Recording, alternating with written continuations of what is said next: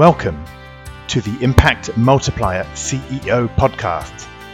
If you're a chief executive, or if you think like one, and you want to create exponentially greater impact, then this show is for you. My name is Richard Medcalf, founder of Xquadrant. I coach some of the most successful and impressive CEOs and executive teams on the planet and help them achieve extraordinary results. And no matter how successful you've been in the past, there's always a whole new level of impact available to you. So, if you're ready to play a bigger game than ever before, I invite you to join us and become an impact multiplier CEO. Today, I speak with André Prado, who is the CEO of BBM Logística, which is one of the fastest growing companies in the Americas, according to the Financial Times, and a business which has scaled 5x in 4 years. Really an incredible achievement for what's not a software business. It's not a Google or a Facebook. It's a bricks and mortar delivery business. So it's millions of deliveries each year across the whole of Latin America. That's an incredible business to scale. So in this conversation, André shares the strategies he used to achieve this growth, why he even decided that growth was possible in the first place, what was the starting point in the process he went through to really get clear about that exponential trajectory that he went on. And then along the way, they integrated very different companies together very successfully. What were some of the key areas which made that work?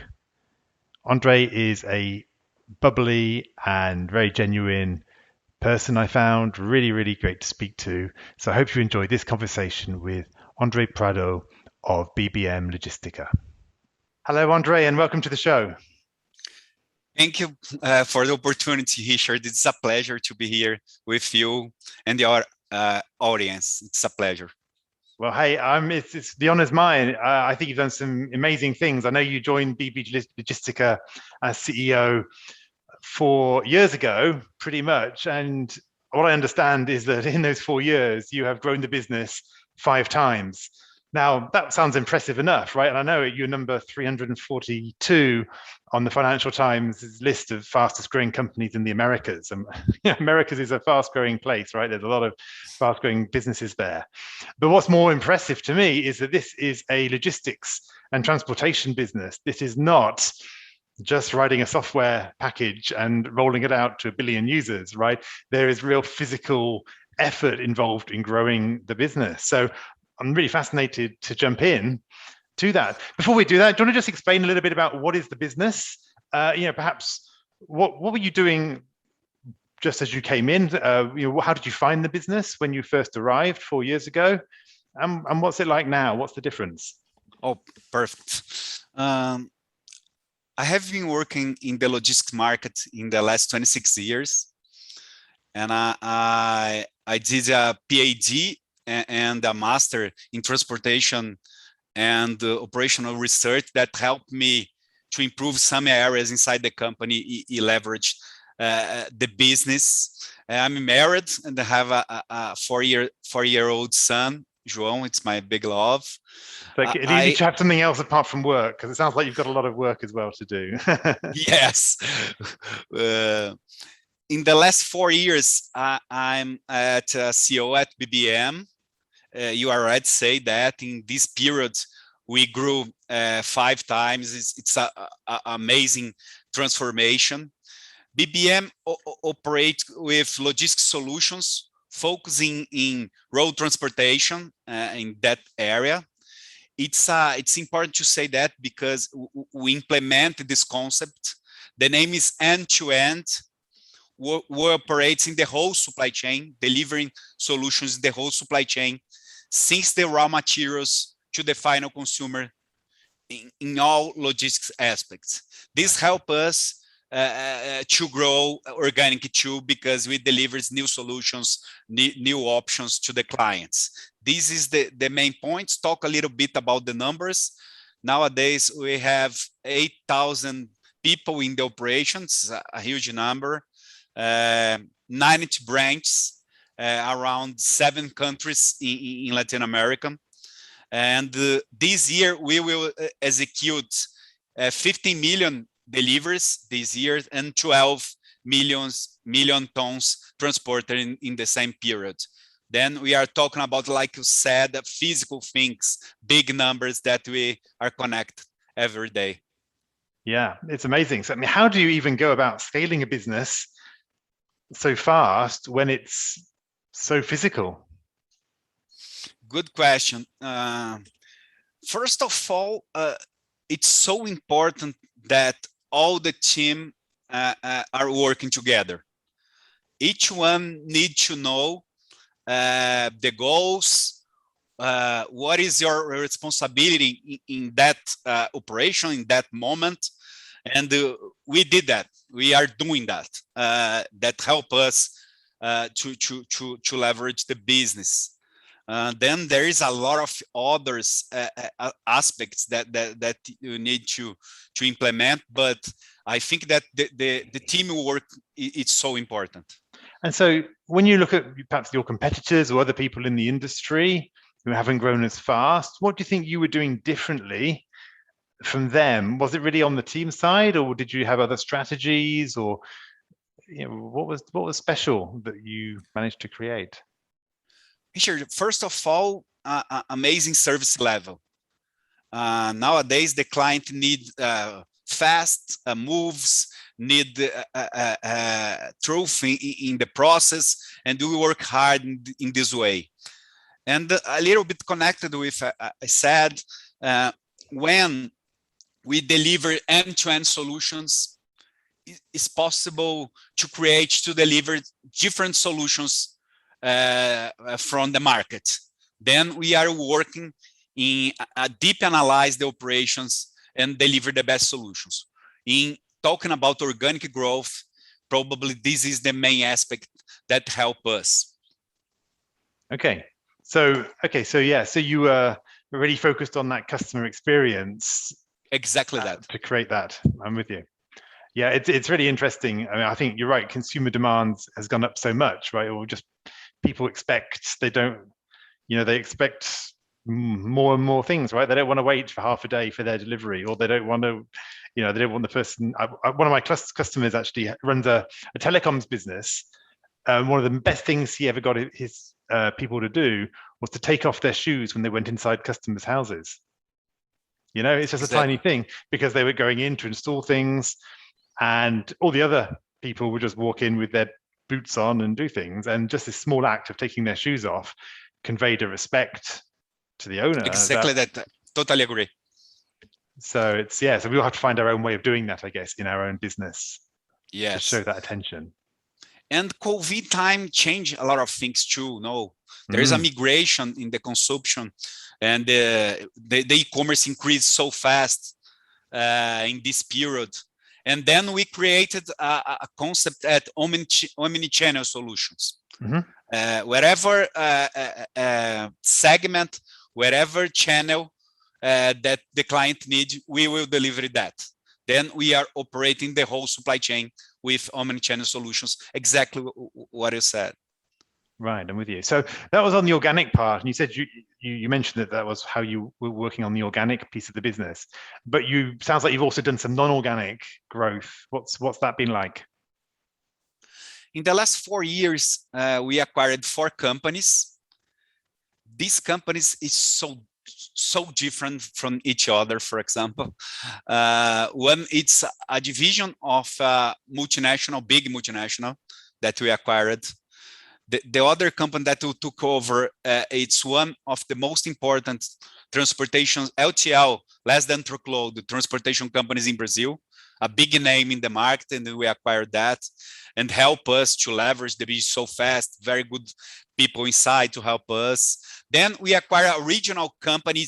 It's a new goal, a new challenge, because it's a specific culture that you need to understand and try to adapt the whole process. And in the last acquisition, we acquired a company that looks like a startup.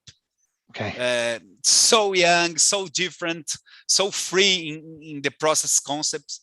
And now we are working with all these cultures together and create only one culture in the company. And we are working that. And we integrated operational and commercial talk. We integrated these companies in a very good way. So yeah, how did you do that? Because I mean, 4 companies in 4 years is already a lot, and then they're very different companies. You say with very different cultures. You've got this young startup, you've got this multinational, you've got this regional player. I mean, they're very different. How did you? I mean, and at the same time, you've still got millions of deliveries to be delivering. So how did you do that? How did you go about integrating these companies? Sure. The first thing is, in the first 100 days, we start to understand the company, all the teams together, and the company understand how BBM works. We change a lot information, we understand. Then normally we create a unique chart with the company together, the other, connecting the commercial area, porque all commercial process integrated, because the sellers, the team sell a unique project. Could be inbound, that's about everything. Then we integrated the commercial area, and the operational, we start to connect brands, to connect locations, and start to integrate this process too. I think that's the best way that you, like said, that you could implement new processes without lose service, quality of service, and other things. Okay, so you basically built the sales and commercial processes first and really focused on that, and then gradually over time you looked at the other parts of the business. Exactly that. And for example, one client needs a specific service that it client are working for a long time. We didn't change that. We try to understand the needs from the clients and deliver that. It's so important. Yeah, I see. So, and then what about on the people and culture side? Is that something which you feel you've now done, or is that something you're still working on? About culture?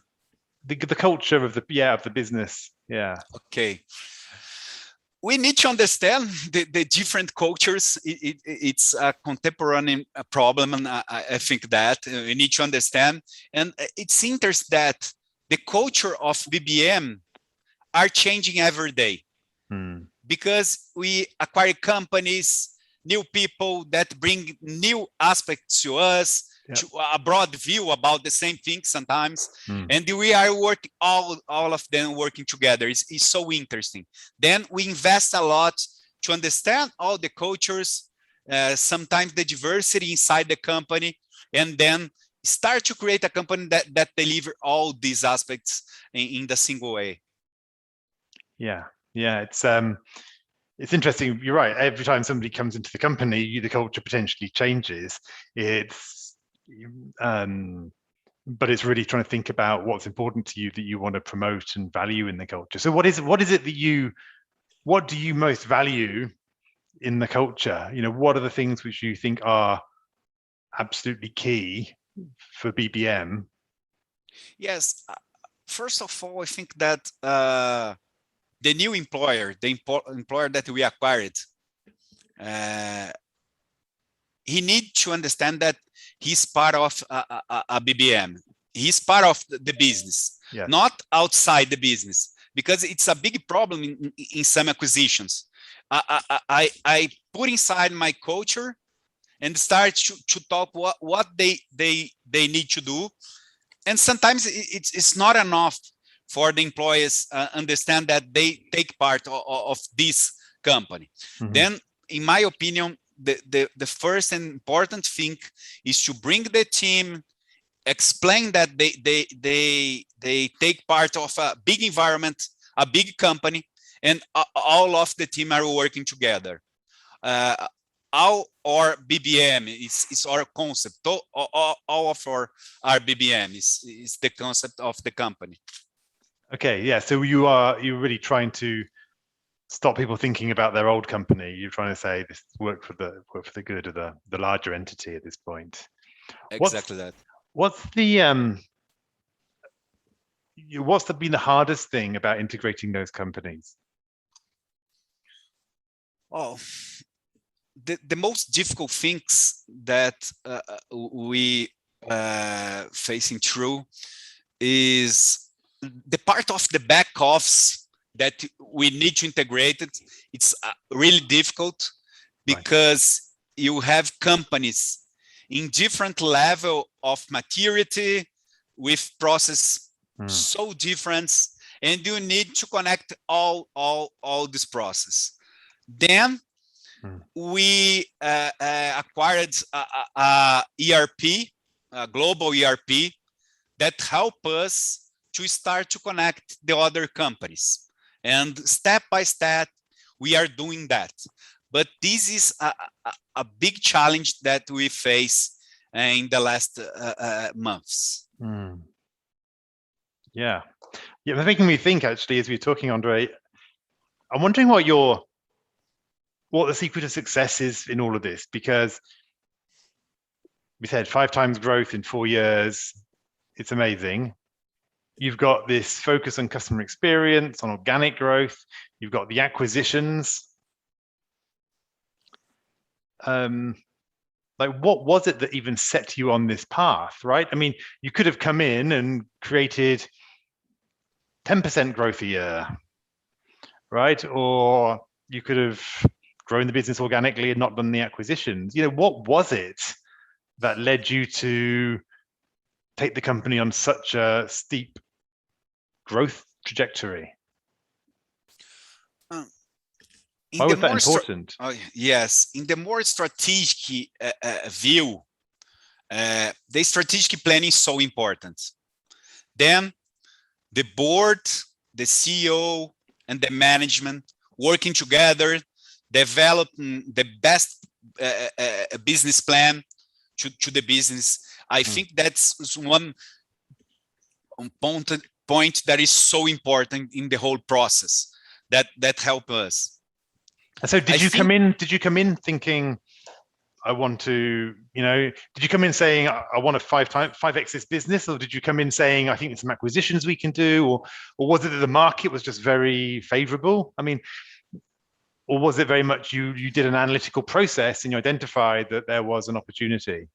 One good example, for example, we start to think about to create an end-to-end company, because in the beginning, BBM wasn't a end-to-end company. Then all the acquisitions are connected with the end-to-end concepts. It's one example that strategic planning help us to create this complex and interesting company that deliver all solutions. Then it's a good example. Other important point that we invest a lot, it's innovation. Because we are developing the biggest road transportation project in the digital area together with Taurus. I don't know if you know this company. It's the biggest software company in Latin America. We are working together, developing a system that will connect all the supply chain. And we are doing that. Right. We created the first operational research area in Brazil and Mercosul. We have 2 PhDs and 2 masters working in algorithms, working to deliver the best solution to the client. Then this is the strategic part, the implementation, the technology that help us to deliver better solutions and increase the company. These conversations are all about scaling yourself to scale your business. And one of the biggest barriers that stops us from doing that is getting stuck in operations and not spending time on the most valuable strategic work. So I do recommend that you take our free executive productivity assessment. It's just 10 quick questions to find out exactly where you are, on the journey to executive time management mastery. You'll then discover how you can free yourself up for more strategic activity. To take the assessment, head to xquadrant.com/go/productivity assessment with a hyphen between those two last words.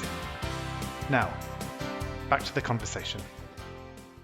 Yeah, fascinating. Let's go back to I think this is amazing because strategic planning, I mean, I was a strategy consultant for many years, and I've seen a lot of companies do bad strategic planning, right? Where it's not insightful, it's just churning out another budget or doing market forecasts that nobody ever uses. But here, you obviously did the strategic planning. It got you the aha you needed, the direction, this idea of end-to-end company, and everything else flowed into that. And then you're able to innovate because you know what you're trying to deliver and what you're trying to create. So what was it about the process of strategic planning? How did you do that? What questions were you asking yourselves for it to be so powerful, right? Because lots of companies don't do it so well. Yes. We have an amazing structure in the company, a governance structure. We have a board with very well-rounded people that know a lot the market, new business, technology. We have 4 committees with a lot of people that understand the business, that help us in technology, in ESG, and the other aspects. And the first thing, Richard, is to work together, understand the projects, understand the new projects, the new opportunities, discuss about that, then come back to connect with the management. The management start to evaluate that, to better the plan. And then when we are able to do that, connected the board, the CEO, and the management, we have a plan to deliver to the team. I think that a more broad view about the process is like that. Yeah, it's great. It's what I'm hearing in that is there was a real process of slowing down to discuss and to think and to exchange, right? Because it'd been easy to come in and go, oh, we can fix this, we can fix that, let's do this. And you'd have been working on the incremental things. You'd have built a good business probably, but it would have been incremental. And I often see that with leaders, right? There's so many leaders who are very focused, very operationally good, but you get tunnel vision when you focus in. Exactly that. I'll give you an example. This podcast, right? Some leaders will, I'll ask to do the podcast and I'll say, it's not one of my priorities, I can't do it, right? Focused. But, which I get, there's a time for that, but there's also a time to say, it's half an hour, 1 hour of my life. What might come out of this? Like a new relationship, a new contact, creating something different. And sometimes it's that serendipity that creates new things. Or they'll say, I've got a plan, I need to get on with my plan. And they haven't taken a month to really think about a breakthrough strategy. They've done it in an afternoon or a day, yes. or going home one evening on the train, whatever it is, right? They because they want to get on and deliver results. So what I'm hearing, I don't know if I'm right, but what I'm hearing is that you were kind of open to actually take some time. I'm sure it wasn't years, but you took some time to really think about what's going to be transformative. Exactly that. You need to planning the future to create new rules, new process, and deliver the best solution. On the other hand, you said that it's so important to go to the market, to connect with the clients, with the real operation, because like we said, it's a real business. No, it's a physical business. Yeah. Then it's so important. Last week, I'm traveling from through the operations, with the managers, with the team that is in the end of the business. And it's so important too, because you need to connect this strategy with the real life, with the operation. You need to connect that because probably it's the biggest problem in many companies, because there is amazing strategic planning, Yes. But in the end of the line, in the operation, there aren't people connected with that. And my work, my team work, it's to connect everything, to work together like one company. Yeah, and so how would you do that? You've got your strategy plan. How did you help operations connect with that? Oh, we transformed this planning in many goals, many projects, and each area has his projects and need to deliver that. Mm-hmm. There is this kind of development. And on the other hand, I'm always in the business, in the units, understand what is are doing good or not, to understand the implementation, what is the problem. And sometimes we come back to the office to discuss. It's difficult stuff to do that. We need to change something. I think that to be connected in the whole process, it's so important. Yeah. Because we can deliver what you think about. Yeah. Yeah.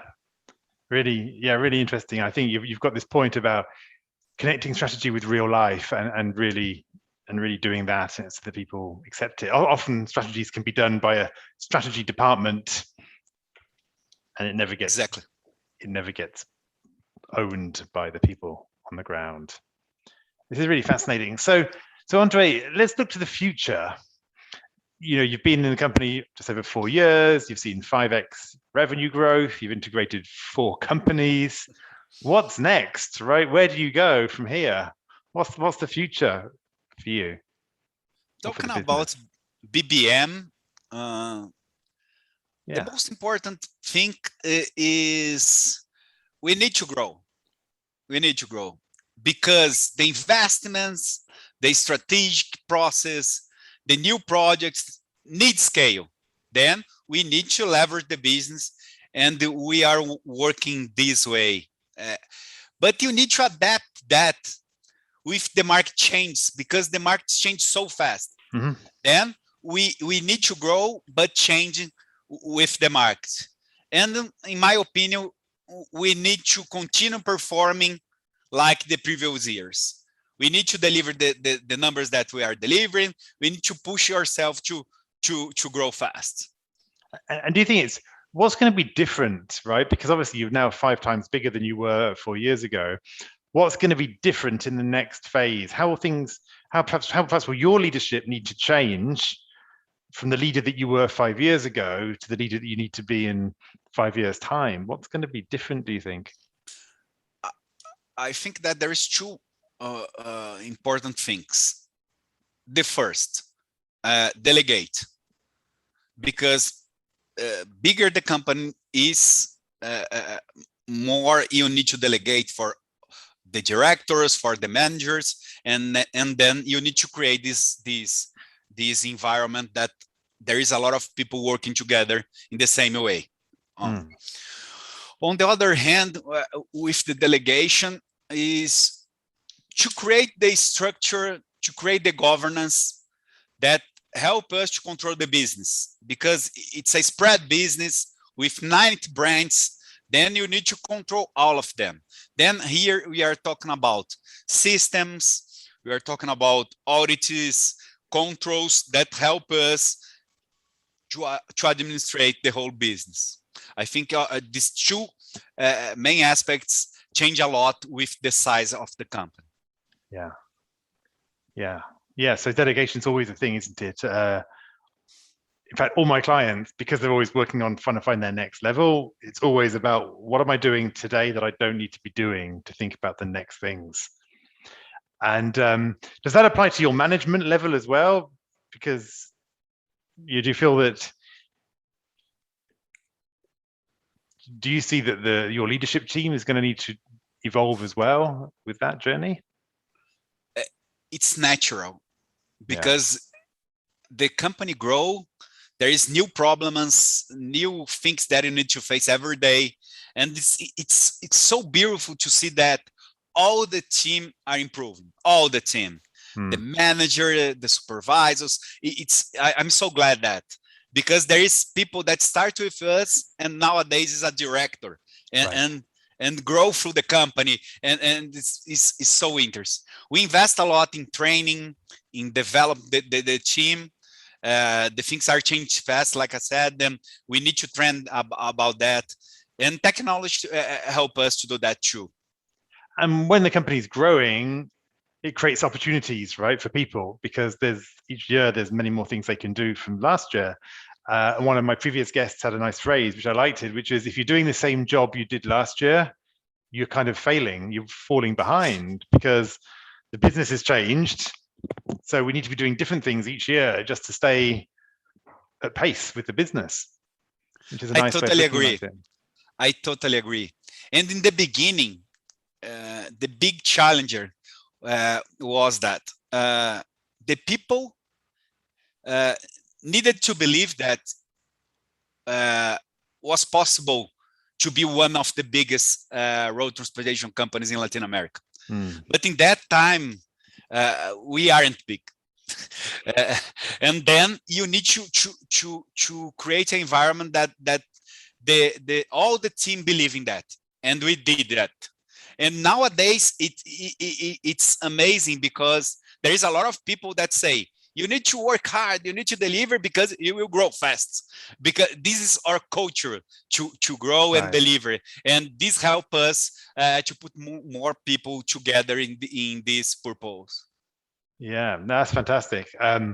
I think it's really, really exciting story, because as I said, it's a real physical business. Growth is not, growth requires work. It requires a lot of physical things that have to happen in the real world. And you've done, a really interesting and amazing job. So thank you, Andre, for sharing some of the story with me about some of the highs and some of the journey that you've been on. And let me ask you before we finish, if people are interested in getting in touch with you or with the company, what's the best place to find out more? Richard, I think that the LinkedIn is the best way to connect with me. I'm always there. I'm connected. Then André Prado, BBM, it's possible to find me and to connect with me and discuss about anything. Perfect. Well, I'll put those into the show notes so people who want to connect can do that. Hey, Andre, it's been fascinating. Thank you so much for taking the time. I love your energy and your enthusiasm, and yeah, it's extraordinary what you've built. So thank you for sharing the story. Thanks so much. It's a pleasure to be here. Thank you. Goodbye. I hope you enjoyed this conversation. Now let's talk about you. When you're in top leadership, when you're in the biggest role of your career, who supports you at a deep level as you lead others? Who helps you multiply your impact and get to the next level? If you're ready to learn more about our content, our coaching, and our community, then visit us at xquadrant.com.